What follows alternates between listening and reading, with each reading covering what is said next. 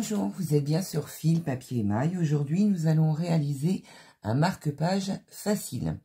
Donc, pour ce faire, il va vous falloir, donc je vais vous montrer sur ma petite ardoise, il va vous falloir, donc, vous faites un petit patron de 9 un carré de 9 cm par 9 cm, et vous allez le couper une fois dans le tissu uni, ou un tissu à fleurs, mais qui n'est pas du tout pareil que les autres, ou pareil que les autres, c'est comme vous le souhaitez, et deux fois dans un tissu à motif. Il vous faudra un morceau de ouatine de 9 cm également. C'est tout ce que nous aurons besoin pour faire ce petit marque-page, et bien sûr du fil qui va avec votre création.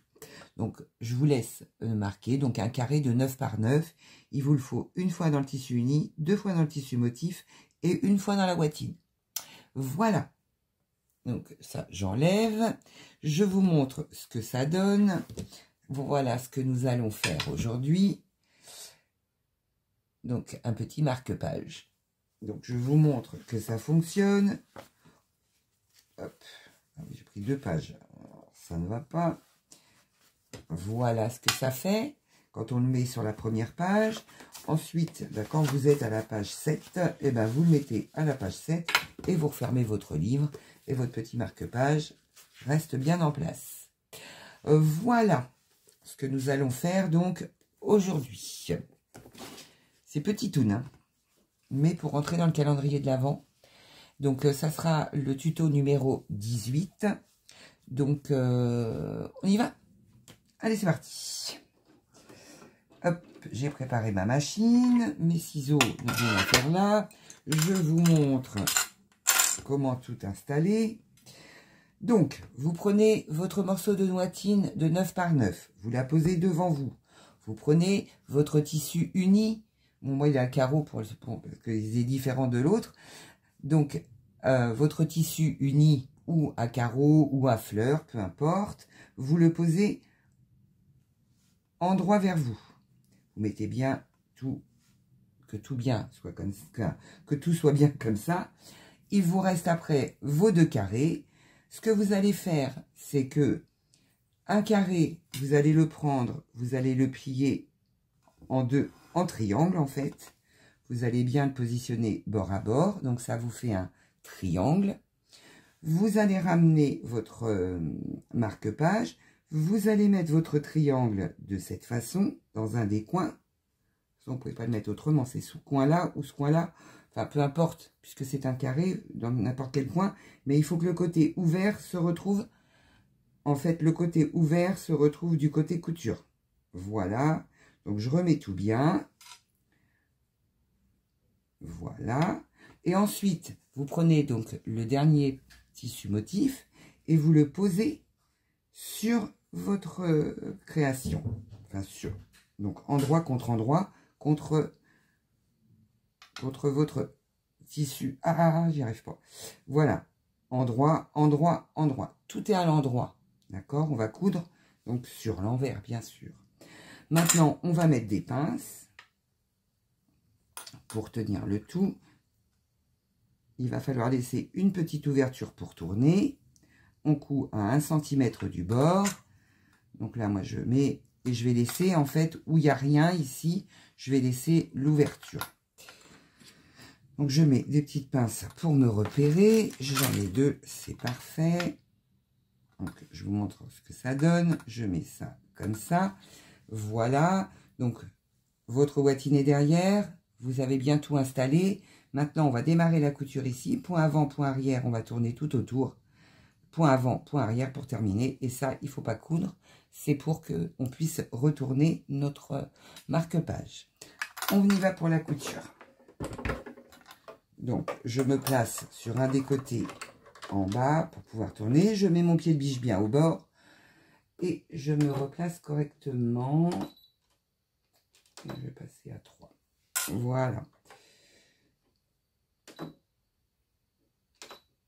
Voilà. Donc là, je débute ma couture, point avant, point arrière.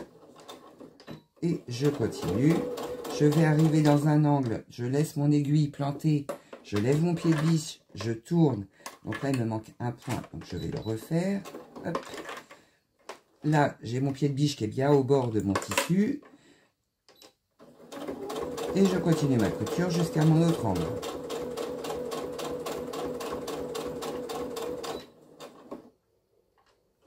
Donc là, je vérifie si je suis bien. Non, il me manque encore un point.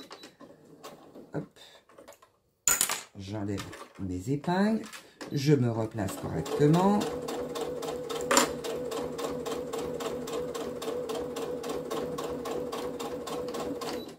Voilà, il faut s'arrêter à un moment donné quand j'appuie.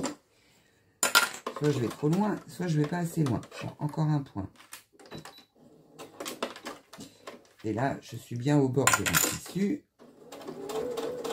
Je continue ma couture.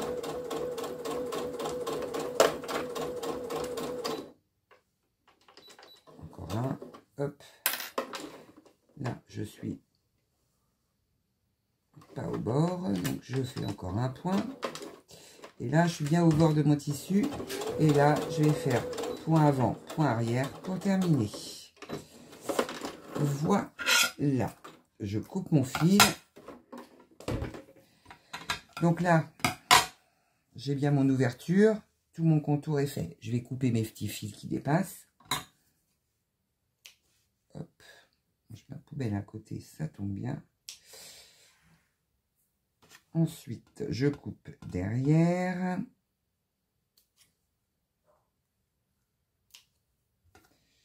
Toc. Donc là, je vais dégarnir mes coins. Hop. Les 4. Je vais un peu dégarnir sur les côtés ici. Par contre, je ne touche pas à ça. Je laisse en haut comme ça. Ça va être plus facile pour fermer. J'ai un bout de... Hop. Et là, donc, je coupe bien sur mes côtés. Donc voilà. Mon ouverture est là. J'ai pas dégarni des côtés. J'ai dégarni que les 3. Donc ça, je jette. Ça aussi, tant qu'à faire. Vous avez vu, j'ai mis les plaques de chez Action. C'est bien pour travailler. Donc, maintenant que nous avons ça, on va retourner notre projet. Donc, on ouvre. Alors là, vous voyez, j'ai laissé un bout de... C'est passé derrière. Hop, un petit bout de watine. Hein.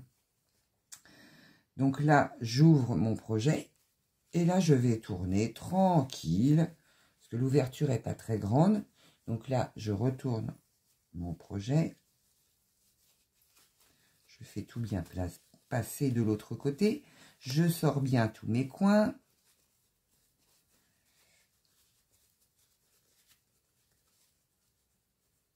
Hop, hop, hop. Ça va de l'autre côté, bien sûr. Hop. Donc là, je vais prendre mon petit outil pour aller bien dans mes coins, pour bien les faire ressortir. Vous appuyez, mais vous appuyez pas trop non plus, hein, pour pas percer votre tissu. Ben là, ça c'est tout défait. Bon, ça, c'est pas grave du tout. Donc, j'ai sorti mes coins, et maintenant, il va falloir qu'on fasse une surpiqûre tout autour. Donc, là, je vais rentrer ma marge de couture. Hop, je mets ça. Alors là, je l'installe bien parce que en fait, ça c'est décousu. Je ne sais pas pourquoi j'ai pas dû faire point avant, point arrière. Vous voyez, je l'ai pas fait, je pense. C'est pas grave. Ce qu'il faut, c'est bien former notre coin pour que quand on va faire la surpiqûre, ce soit joli. Voilà. Donc une fois que vous avez bien sorti tous vos coins, vos coutures sont bien, vous passez un petit coup de fer à la limite. Hein. Et maintenant, on va faire une surpiqûre tout autour à 0,2, 0,3 du bord du tissu. Donc, je reprends ma machine.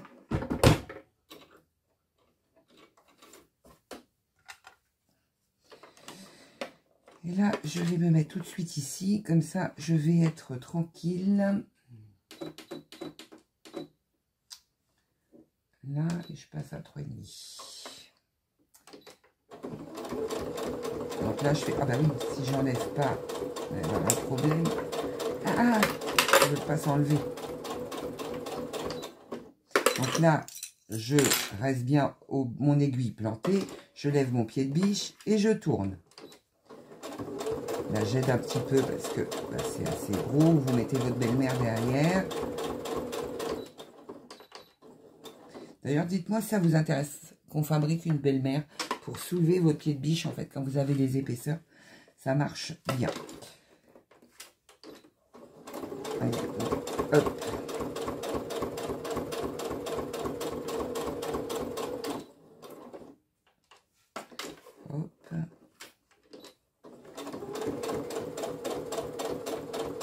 J'aide un peu parce que c'est un petit peu épais.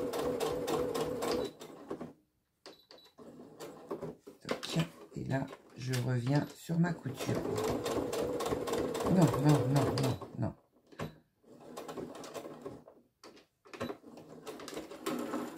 Donc là, je sors ma création. Je remets ma machine correctement. Et là, nous avons terminé.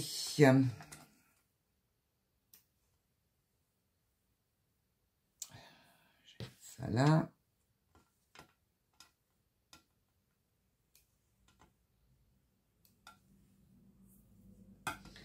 Donc voilà notre petit marque-page en fait. Voilà. Donc on va l'installer pour le tester. Donc et voilà. Donc ça marche à tous les coups. Voilà, voilà. Je sais pas pourquoi je l'enlève d'ailleurs. Hein. Donc après, vous pouvez, avec vos chutes, en faire des quantités, des quantités et des quantités. Voilà. Écoutez, je vous dis à très bientôt pour le tuto numéro 19. À bientôt.